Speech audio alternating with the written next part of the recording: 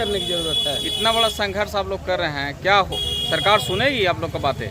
सरकार सुनेगी कैसे भाई, क्योंकि कॉर्पोरेट घराने का एक तलवा चाट रही है। अपनी तो इसका क्षमता कुछ है नहीं, वहाँ संचालन तो दूसरे लोग करते हैं, वहाँ से कॉर्पोरेट घराना करता है, पूंजीपति करता है, तो उसके इशारा पर चल रहा है। ये भारत आज़ाद ही तो नहीं है, इसमें होते की आज़ादी है, ये आज़ाद नहीं है, इसमें होते की आज़ादी है। हम आज़ाद भारत के गुलाम नागरिक हैं, इसे हम आज़ाद नहीं कह सकते हैं। ऐसा रहे 15 अगस्त अमृत का महोत्सव मनाया जाता है, आज़ादी का अमृत महोत्सव, लेकिन 26 करोड़ जनता का घर नहीं है, लोग भूखे मर रहे हैं, 5 किलो अनाज दे के ठगा जा रहा है। तो ये तमाम तरह के जो सरकार ये खराद की झोली खोल रखा है इस जनता को ठगने के लिए। किसान के लिए तो 6,000 रुपये महीना भी 6,000 रुपया महीना एक लुभावना है। मात्र चाय कप उससे होगा जोड़िए, तब 1 कप चाय दे के ये ठग रहे हैं और 5 किलो अनाज दे करके भिखमंगा बना रहे हैं। इससे सचेत होने की जरूरत है। हम उत्पादन करते हैं, हमारे कहीं पर पूरी दुनिया के लोग खा रहा है और हम ही को ठगा जा रहा है अनाज दे करके, गलत बात है। इसलिए सचेत हो, मजदूर किसान छोटे दुकानदार एक हो और जन आंदोलन के लिए आगे बढ़े, अन्यथा बड़ी बुरा भविष्य में ये बड़ी खतरनाक आने वाला है। मैं कहूँगा सचेत हो, आंदोलन को साथ दें। क्या नाम हुआ सर आपका? मेरा नाम हुआ चंद्रशेखर प्रसाद यादव, किसान मजदूर मोर्चा संयोजक मंडल। क्या कहेंगे सर, क्या कहेंगे, क्या कहेंगे? आप लोग संघर्ष करके आ रहे हैं, आज लगता है कि 9 बजने वाला है रात। एक्चुअली हम लोग जो है से दिल्ली में पिछले लगभग 1 साल से संयुक्त किसान मोर्चा अपनी मांगों को लेकर, जैसे एमएसपी की कानूनी गारंटी और किसानों के सिंचाई के लिए मुफ्त बिजली मुहैया कराने, ऐसे सैकड़ों मांग को लेकर के सरकार से मांग करने के लिए बैठी हुई है। लेकिन ये बाहरी सरकार सुन नहीं रही। लेकिन आप कह रहे हैं क्या हो सकता है, तो अभी उदाहरण है पिछले साल श्रीलंका का और इस साल बांग्लादेश का तख्ता पलट हो रहा है, तो भारत में भी होते तख्ता पलट देर नहीं लगेगा।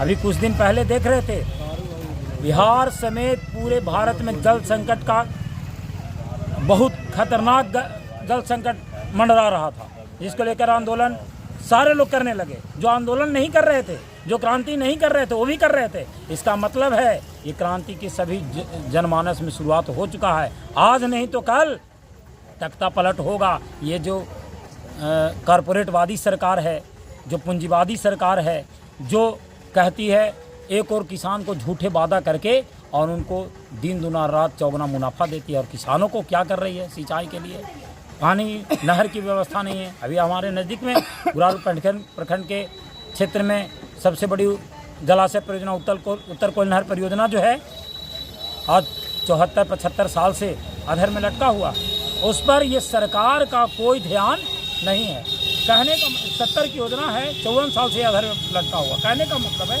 ये किसान के हित में काम नहीं करते, ये कॉरपोरेट के हित में काम करते हैं। हम उन्हीं के खिलाफ आज ये जन आक्रोश मार्च गया में निकाले थे, संयुक्त किसान मोर्चा के आह्वान पर। संयुक्त किसान मजदूर मोर्चा और प्रगति किसान संघ के बैनर तले अभी हम लोग धरना से लौट रहे हैं, कि घर अब जाएंगे। क्या लगता है सुना जाएगा आप लोग का बातें? देखिए, संसार का नियम है, पदार्थ में भी परिवर्तन होता है, निश्चित है कि परिवर्तन होता है, हमें आप में परिवर्तन होता है। यदि हम लोग लगातार जो काम कर रहे हैं, आज नहीं तो कल हमारी जीत पक्की होगी, सुनिश्चित होगी। ये लय बरकरार है, हमारी जनमानस बढ़ रही है। जो कहने का मतलब है कि जनता सभी क्षेत्र में त्राहिमाम है।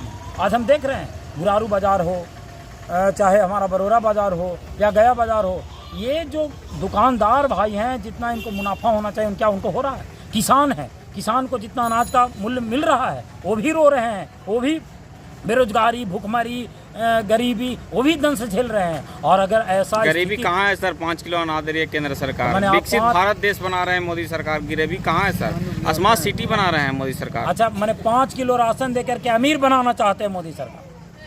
5 किलो राशन दे करके ये भिखमंगा बना रहे हैं। अगर ये व्यक्ति को उस लायक बना दें कि 5 किलो राशन लेने का जरूरत ना पड़ सके, लेकिन ये क्या कह रहे हैं, तुम इस लायक बनो कि 5 किलो का राशन लो, इससे अधिक तुम्हारे औकात नहीं रह सके। ये भिखमंगा बना रहे हैं, अमीर नहीं बना रहे हैं। यदि अमीर बनाते तो ये को देखिए, भारत में 200 अरबपति है और भारत में 200 अरबपति है, यानी पूरे कुल संपत्ति का 90% धन उन्हीं 200 लोग के पास है। और बाकी 10% में कुछ ऐसे लोग हैं जेकर सर के ऊपर छतें नहीं है, बिना छत के मैंने बिना घर के हैं, ये लगभग उनकी आबादी भी करीब करीब 20-25 करोड़ है। पूरे भारत के लोग मान रहे हैं मोदी जी को, राम मंदिर ला दिए हैं जी। अच्छा, राम मंदिर ला दिए तो इससे क्या होगा? राम मंदिर श्रद्धा की बात नहीं है, लोगों को श्रद्धा है, हिंदू धर्म में बढ़ोतरी हो रहा है। इनको पता है कि हिंदू धर्म क्या होता है से? अरे खुद हिंदू धर्म के पालन करते हैं। यदि ऐसा होता तो भारत में जो शंकराचार्य थे फिर इनका विरोध क्यों किए थे? ये हिंदू धर्म के नाम पर, ये जाति और धर्म के नाम पर आपस में फूट डाल करके ये सत्ता में बैठना चाहते हैं, ये सत्ता के मलाई चाटना चाहते हैं। ये वाकई धर्म और धर्म के राजनीति, वाकई हिंदू धर्म की रक्षा नहीं कर रहे हैं, ये अपने सत्ता की रक्षा। संविधान पे क्या कहना चाहेंगे सर? संविधान पर हम यही कहना चाहेंगे, सम माने होता है बराबर और विधान माने होता है नियम यानी कानून, जो सभी के लिए नियम कानून बराबर, उसी को संविधान। राजनीतिक दल वाले कह रहे हैं कि संविधान खतरे में है। देखिए, संविधान तो है ही नहीं हमारे यहाँ, खतरा का सवाल कहाँ है? अगर संविधान है तो मैं आपसे पूछना चाहता हूँ, क्या झूठा केस यहाँ हो रहा है कि नहीं?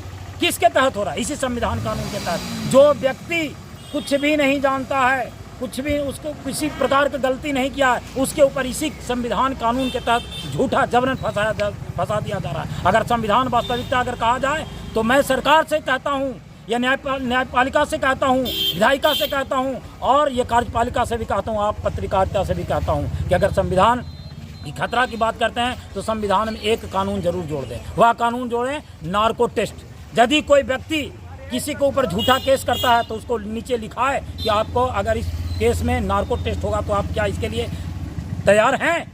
मैं आपको कहता हूँ कि यदि यह हुआ तो ये जो संविधान खतरा में कहने वाले जो की ज़रूरत नहीं पड़ेगी। और ये झूठा केस, ये जो व्यक्ति जो निर्दोष है वो जेल में सजा काट रहा है 20 वर्ष से, उनको संविधान बोलने का अधिकार दिया है, बोलने का अधिकार दिया है, लेकिन बोलने का अधिकार एक दिया है कि मतलब कि कुछ भी बोल दो, किसी को गाली गलौज दे दो, किसी को भी कुछ बोल दो। संविधान बोलने का दिया है तो शिष्टाचार या अनुशासन में होना चाहिए काम।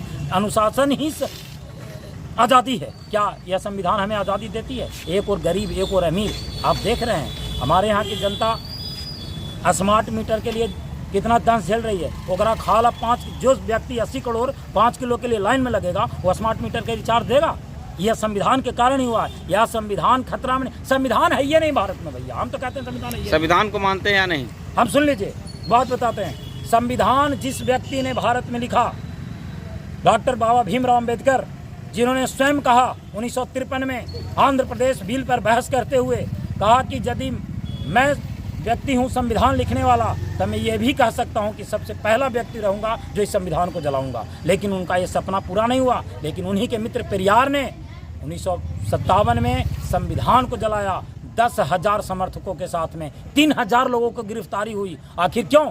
आखिर इसलिए कि संविधान अगर खत्म हो जाएगा तो ये जो कारपोरेट पूंजीवाद है उनका सत्ता खत्म हो जाएगा। संविधान उनके रक्षा के लिए बनाया गया है, हमारे रक्षा के लिए नहीं बनाया गया है। ये आम जनता, किसान, मजदूर, गरीब, दुकानदार, बेरोजगार, उनके लिए संविधान नहीं है। ये पूंजीवादी व्यवस्था के लिए संविधान है, इसीलिए हमारे हित के लिए नहीं है। महंगाई पे क्या बोलेंगे? महंगाई तो चरम सीमा पर है। मोदी जी आए थे तो कहे थे कि एकदम सब कुछ सस्ता कर देंगे।